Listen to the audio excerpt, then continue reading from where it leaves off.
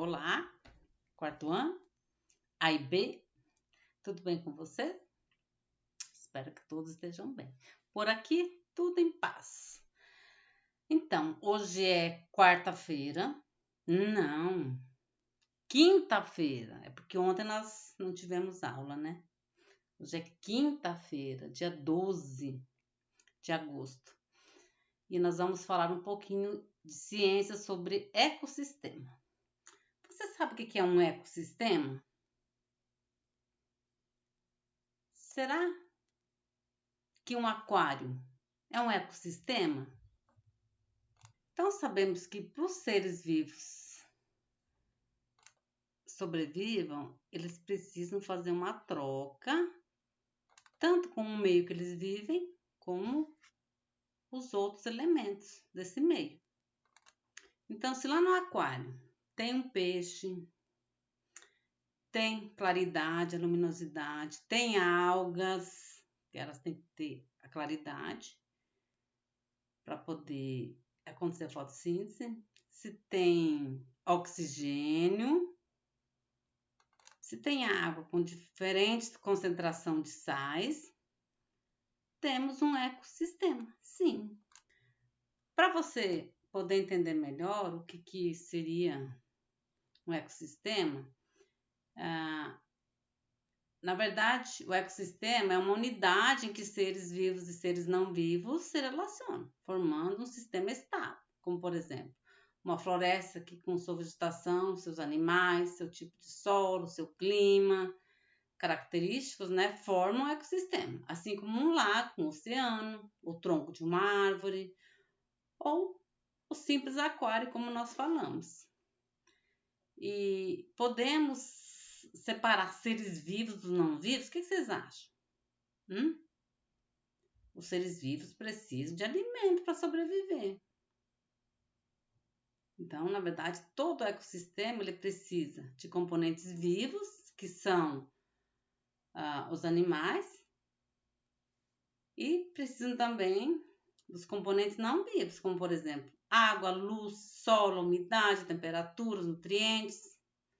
Então, a gente pode encontrar ecossistemas pequenos, como um lago, até grandes, né, como a floresta amazônica.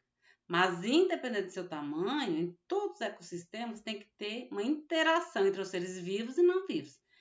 Então, como eu estava falando, vamos tomar como, por exemplo, esse lago aqui. Esse aqui é um ecossistema. Por quê? Porque ele tem seres vivos e seres não vivos. Tá? Aqui dentro do lago nós temos os peixes, que são seres vivos, não é mesmo? Aí temos também os não vivos, por exemplo, que é a água, a luz do sol, para acontecer a fotossíntese aqui nas algas, ó, para poderem alimentar os peixes, não é mesmo? A temperatura tem que estar normal, tem que ter umidade, aqui tem o solo, com a sua umidade, tá? Aí aqui nessa água tem os nutrientes, então isso aqui é um ecossistema. Tem uma interação entre seres vivos e seres não vivos. Aqui nesse ecossistema tem os peixes, tem o sapo, tem as abelhas, todos seres vivos. E os não vivos, como o professor já falou, que é a luz, a água, o solo, com a sua umidade, com todos os seus nutrientes aqui da água, certinho? Então, como já falamos, tem vários ecossistemas diferentes no seu tamanho e na sua constituição, com as suas características próprias. Tem ecossistemas que são muito quentes e secos, com pouca chuva, outros são úmidos e com sombra, tem outros com chuva abundante e ainda os alagados, né? Como por exemplo, a gente tem os mangue vermelho, por exemplo, que se adapta nos manguezais. Então, mangue é um lugar muito úmido, alagado, na verdade, não é nem úmido, alagado, tem pouco oxigênio, mas tem muito sal. Então, esse mangue vermelho, ele consegue sobreviver nesse ambiente, porque parte das suas raízes ficam acima do nível da água. tá? E tem estrutura na planta que elimina o excesso de sal do seu corpo. Já os juazeiros são árvores que vivem em ecossistemas com longos períodos de seca. Eles sobrevivem nesses locais porque tem folhas grossas, tem espinhos, que diminui, né, a perda da água, e as suas raízes são bem profundas, então elas captam água lá do subsolo, uma grande profundidade. Então, cada planta se abriga em locais que se adaptam. Então, entenderam o que é um ecossistema? Então tá. Mas se você tiver muitas dúvidas ainda, pode perguntar à professora. Mas eu acredito que com a leitura do texto e das tarefas do livro de ciências, Buriti Mais Ciências, que é o nosso livro didático, na página 70 e 71, vocês vão entender muito bem, tá? E qualquer dúvida, pergunta aí. Então, as atividades relacionadas com isso, esse tema, vocês vão ter o texto, tudo que a professora falou, mais o nosso lago, vocês estarem observando, e questões relacionadas, tá? Inclusive, tem um caça-palavra, tá? E a orientação da página 70 e 71 do livro de ciências. Já em matemática, vamos trabalhar com gráfico e tabela. Então, o que acontece? Tem uma tabela do lado que vocês vão completar no gráfico, tá? Então, aqui tem uma eleição de síndico para um determinado lugar. Então, tinha os candidatos, Bruna, Carolina, Marcos, Pedro, Sérgio e Vanessa. Então, aqui, o que acontece? Quem venceu a eleição é quem fez mais pontos, não foi? Quem foi? A Vanessa. É, né? Vanessa. Quantos votos recebeu?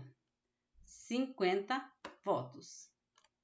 Vamos ver aqui. Quem fez menos pontos para a gente jogar aqui no gráfico? Quem fez menos está na ordem crescente, do menor para o maior, tá? Então, quem fez menos pontos foi quem? Foi o Pedro, fez 10. Então, aqui já está o nome dele, você vai pôr 10 aqui no quadradinho do lado, tá? Próximo, depois do Pedro, quem fez um pouquinho mais de pontos foi a Carolina. Então, vocês vão escrever Carolina aqui e aqui já está os 20 pontos que ela fez, tá? Aí, depois, em terceiro lugar, vem o Marcos, com 30 pontos. Você vai escrever Marcos aqui, vai colocar no quadradinho 30. O próximo com 40 pontos foi Bruna. Então, vocês vão escrever o nome da Bruna, e já tá aqui, né? E quem mais fez pontos foi a Vanessa. Aí vocês completam aqui. Ok? Entendido? Do mesmo jeitinho nas outras tarefas. Você vai analisar a tabela para completar aqui no gráfico, tá? Certinho? Lembrando que a atividade do dia 13 é da sexta-feira, que a professora explica a tarefa na quinta, porque na sexta é dia da professora de educação física postar as suas atividades, tá? Aqui é um caça-números, mas ele tem um diferencial aqui. Por exemplo, procure no diagrama os sucessores dos números que estão escritos por extenso e anote nos lugares indicados. Por exemplo, 1723. Qual que vai ser o seu sucessor, o próximo número? Qual que é, então, o sucessor de 1723? É 1724. Então, vou achar aqui no diagrama, ó, 1724. Posso estar pintando só circulando, né? 1724. É o sucessor que você vai encontrar aqui e vai completar aqui no espaço em branco, tá? Letra B, 1237. Qual que é o sucessor? 1238. Então, vocês vão ter que procurar no diagrama o próximo número, sucessor, 1238. Tá vendo aqui? E assim sucessivamente. Certinho? Então, façam uma boa leitura, um bom estudo. Leia o texto de ciências quantas vezes forem necessárias para sanar dúvida. Faz as tarefinhas.